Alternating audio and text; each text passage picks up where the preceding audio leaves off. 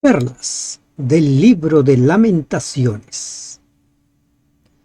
¿Es posible cometer pecados más graves que los pecados cometidos en Sodoma, ciudad que fue destruida con fuego que cayó del cielo?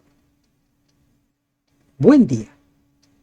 Damos gracias a Dios porque permite que continuemos con el estudio del libro de Lamentaciones. Estamos aprendiendo día a día de las perlas que tiene encerrado este libro.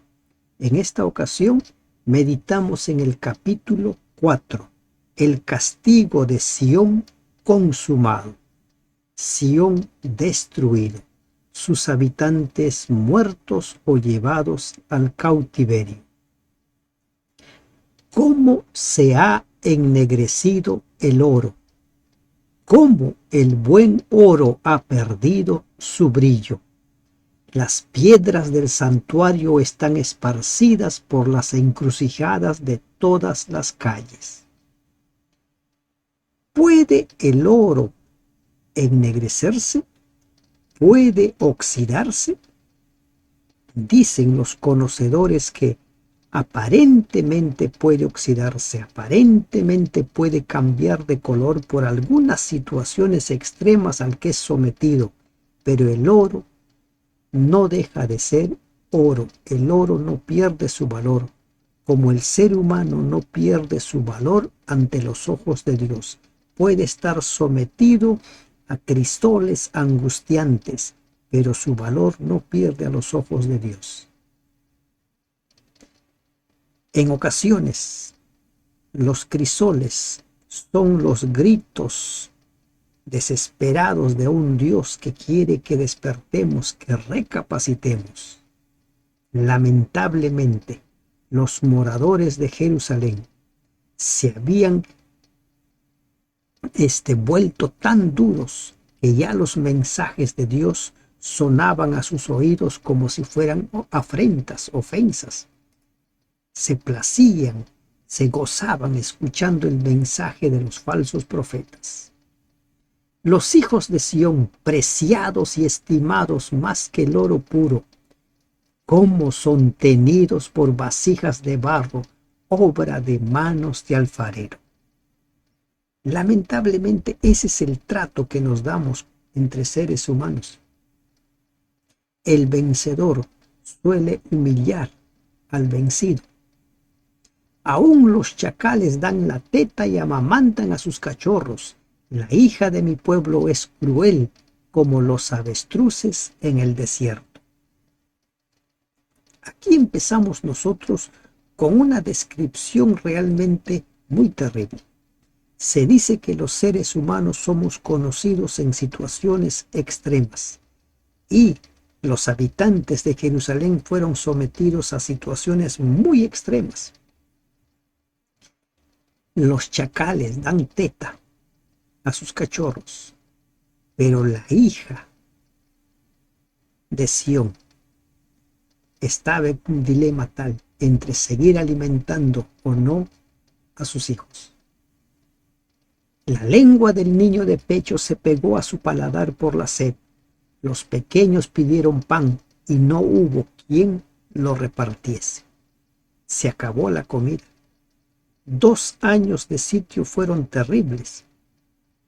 Y recordemos que los babilonios se habían retirado por un momento, por un tiempo, cuando los egipcios salieron a batalla. Pero en lugar de tomar sus precauciones, en lugar de prevenir todo, Sedequías y sus huestes celebraron pensando que habían derrotado.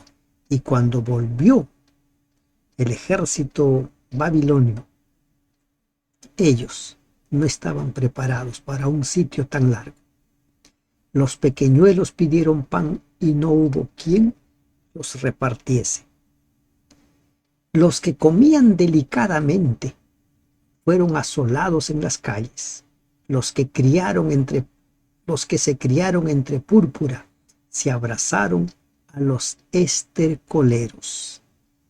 ¿Qué son los estercoleros? Lugar donde se arrojaban cenizas y desperdicios. El sentarse o acostarse allí era un signo de completa degradación. Primera de Samuel 2:8. La ciudad de Jerusalén no era ya sino un vasto montón de cenizas. Trata de imaginar a qué extremos llegó Jerusalén. ¿Por qué se aumentó la iniquidad de la hija de mi pueblo más que el pecado de Sodoma, que fue destruida en un momento sin que acamparan contra ella compañías? Este versículo nos responde a nosotros por qué este pueblo pasó toda esa situación de drama, toda esa situación terrible. Realmente parece terrorífico lo que se va a describir a continuación. ¿Pero por qué? Porque sus pecados, porque su iniquidad fue mayor que la de Sodoma. Aquella ciudad que fue destruida con fuego que cayó del cielo. Sodoma fue destruida en un momento, cayó fuego y los consumió. El pueblo de Dios padeció días, y cuando la angustia está sobre nosotros, cuando estamos sobre el crisol, los días se hacen eternos.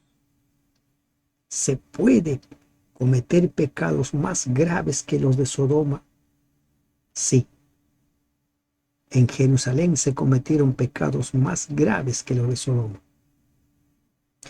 Sus nobles fueron más puros que la nieve, más blancos que la leche, más rubios eran sus cuerpos que el coral, su talle más hermoso que el zafiro. Sus nobles, las personas pudientes, son descritas como personas blancas, altas, de buen parecer. ¿Y qué pasó en la situación en la cual les tocó afrontar? ¿Qué pasó en la angustia? Oscuro más que la negrura es su aspecto. No los conocen por las calles. Su piel está pegada a sus huesos, seca como un palo. Seca como un palo. No había que comer. Es como aquellas personas que empiezan a secarse en vida. Eso sucedió con los nobles. Ni qué pensar de los pobres, que tienen comida para el día. Los nobles, con seguridad que tuvieron allí sus almacenes, pero llegó un momento en que tampoco había para ellos. Más dichosos fueron los muertos a espada que los muertos por el hambre, porque éstos murieron poco a poco, por falta de los frutos de la tierra. Dichosos. Mire lo que está diciendo. La destrucción de Sodoma y Gomorra con fuego prácticamente fue una manifestación misericordiosa de Dios. Sus pecados fueron terribles, no se arrepintieron, merecían ser destruidos, pero fueron destruidos en un abrir y cerrar de ojos. Ellos no, fueron muriendo poco. Y aquí encontramos una enseñanza, una perla. A mayor luz, mayor responsabilidad. A mayor comprensión de la palabra, mayor la responsabilidad. Los habitantes de Jerusalén habían sido llamados a ser luz de las naciones, los de Sodoma y Gomorra no. Pero tanto los unos como los otros son juzgados. Pero cada uno ha de rendir cuentas según la luz que ha recibido. Los líderes religiosos tienen mayor responsabilidad porque sobre ellos cae no solo el honor de ser líderes, sino la responsabilidad de dirigir, de conducir al pueblo al encuentro con Dios. Las manos de mujeres piadosas cocieron a sus hijos. Sus propios hijos les sirvieron de comida en el día del quebrantamiento de la hija de mi pueblo. Las mujeres tiernas, las mujeres piadosas, mujeres que una vez fueron madres tiernas y compasivas en la extrema angustia provocada por el asedio, comieron a sus propios hijos. ¡Qué terrible! Esto ya lo leímos también en Lamentaciones 2:20 y también estaba anunciado en Deuteronomio, cuando se habla acerca de las consecuencias de la desobediencia. Miren, son escenas realmente terroríficas, terribles, extremas. Madres cociendo a sus propios hijos. Cumplió Jehová su enojo, derramó el ardor de su ira y encendió en Sión fuego que consumió hasta los cimientos. Nunca los reyes de la tierra ni todos los que habitan en el mundo creyeron que el enemigo y el adversario entrara por las puertas de Jerusalén. Se dice que cuando se terminó de construir el Titanic, los constructores, los dueños, todos creían que ese era un barco imposible de zozobrar. Y zozobró. La gente no creía que la ciudad protegida por Dios, la ciudad elegida por Dios, la ciudad cuyos muros eran altos, fuertes, la gente no creía que pudiera caer, pero cayó. Nada se mantiene en pie si está separado de Dios. Nada se mantiene en pie si está alejado de Dios. Nada. Si Dios no edifica la casa, dice el salmista, en vano trabajan los edificadores. Es por causa de los pecados de sus profetas y las maldades de sus sacerdotes, quienes derramaron en medio de ella la sangre de los justos. Los dirigentes religiosos de Judá eran impíos tanto de corazón como en sus hechos. Derramaron sangre de los justos. Al mismo Zacarías lo encarcelaron, lo arrojaron a un pozo donde hubiera muerto si no hubiera intervenido el eunuco del rey. ¿Se dan cuenta? Titubearon como ciegos en las calles, fueron contaminados con sangre, de modo que no pudiesen tocarse sus vestiduras.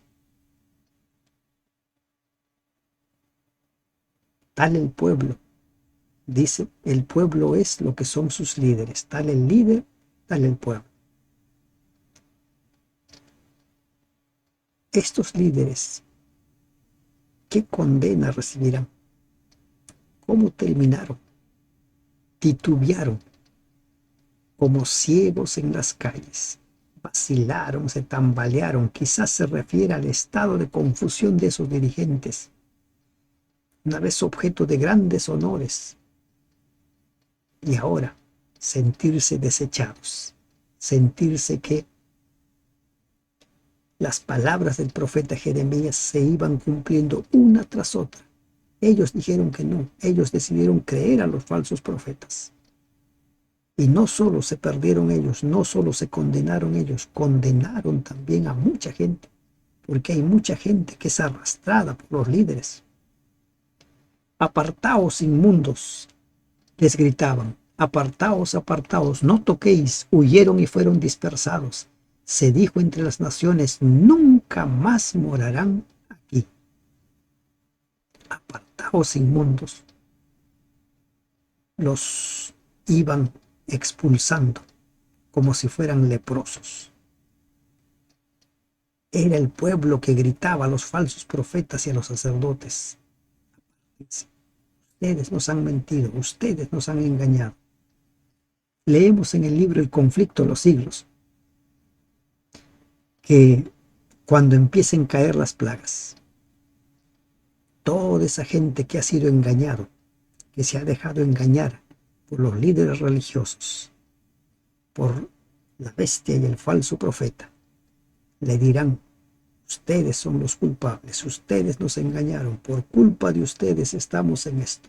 Si ustedes nos hubieran dicho la verdad, no estuviéramos pasando esto. ¿Qué quiere decir esto? Las consecuencias son producto de nuestras decisiones.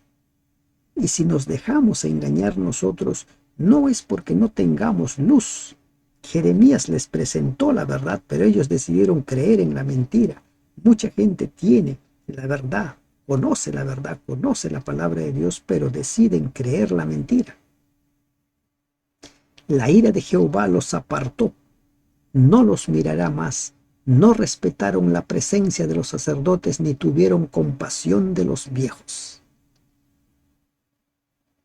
En situaciones extremas la gente puede convertirse como animales salvajes. Pierde todo el control, se va perdiendo todo. Muy pocos se mantienen firmes en sus convicciones y esos son los que forman parte del remanente. Aún han desfallecido nuestros ojos esperando en vano nuestro socorro. En nuestra esperanza guardamos a una nación que no puede salvar. ¿Cuál era esa nación? Egipto. Esperaban que Egipto pudiera salvarlos, pero no pudo. Pusieron toda su confianza en Egipto. No pongas tu confianza en el ser humano, pon tu confianza en Dios. Es el único que puede salvarte, es el único que se va a mantener fiel hasta el final. Cazaron nuestros pasos para que no anduviésemos por nuestras calles. Se acercó nuestro fin, se cumplieron nuestros días, porque llegó nuestro fin. Durante el asedio peligroso, andar por esos lugares abiertos era terrible, pues se exponían a los proyectiles disparados desde las torres levantadas por los babilonios. Levantaron baluartes. No podían salir de sus casas, porque llegó nuestro fin. Qué terrible leer esto. Llegó nuestro fin. El fin de cada persona llega. Hay día en el cual las personas dejan de respirar. Llegó su fin. Pero descansamos hasta que Cristo venga. Pero será terrible cuando llegue el fin de la historia de la humanidad. Cuando ya no haya más gracia para nadie. Cuando simplemente tengan que derramarse las 7 plagas finales, tras el cual Cristo vendrá para llevar a los suyos. Ligeros fueron nuestros perseguidores más que las águilas del cielo. Sobre los montes nos persiguieron, en el desierto nos pusieron emboscadas. Rápidos, prestos, ¿qué iban a poder correr? Estaban débiles. No había alimento. Los otros estaban bien. Por eso eran considerados rápidos como gacelas, como águilas. El aliento de nuestras vidas, el ungido de Jehová, de quien habíamos dicho, a su sombra tendremos vida entre las naciones, fue apresado en sus lazos. ¿A quién se refiere con esto el aliento de nuestras vidas? Algunos piensan que este versículo habla del rey Sedequías. Otros se han extrañado de que Jeremías pudiera así honrar el recuerdo de un rey a quien en otros pasajes fustiga tan fuertemente. Sin embargo, el profeta no habla aquí de Sedequías como hombre, sino del rey como ungido de Jehová. El dirigente que había sido divinamente designado para la nación. Dios eligió a Saúl, ¿para qué? Para que guíe su rebaño. Después, cuando es desechado, Dios elige a David para que pastoree su rebaño. Para eso eran ungidos los reyes. El aliento de nuestras vidas, el ungido de Jehová.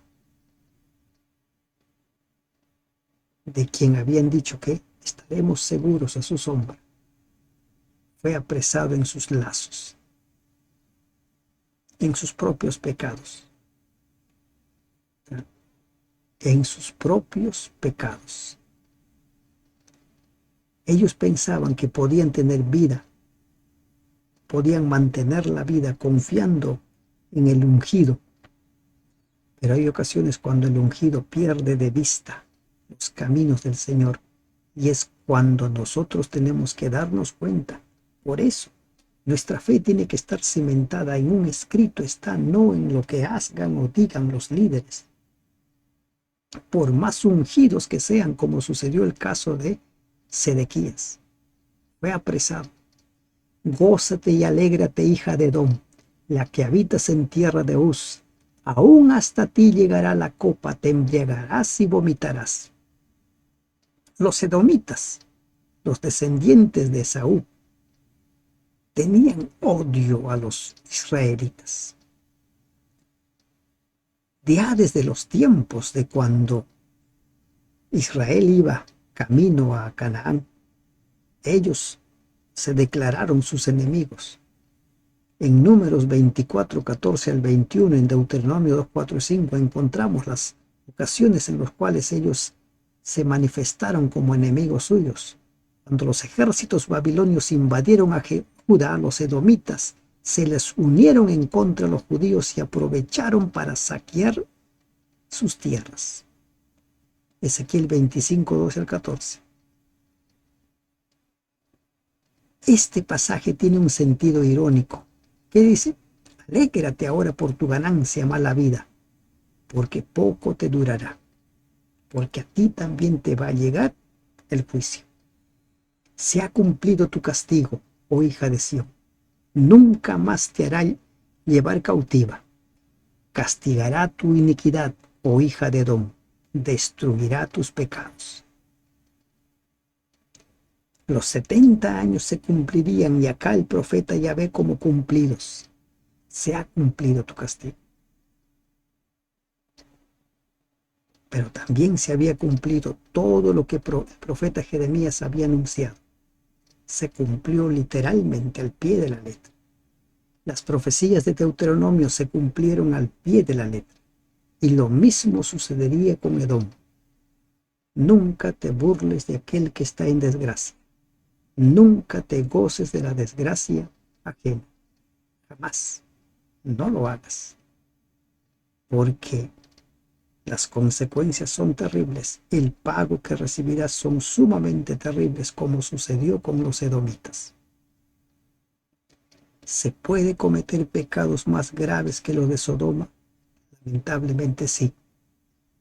Cuando nos alejamos de Dios, cuando nos rebelamos contra Dios, cuando nos declaramos enemigos de Dios, podemos empezar a cometer los peores pecados, pecados inimaginables, tan graves que superen a los pecados de Sodoma.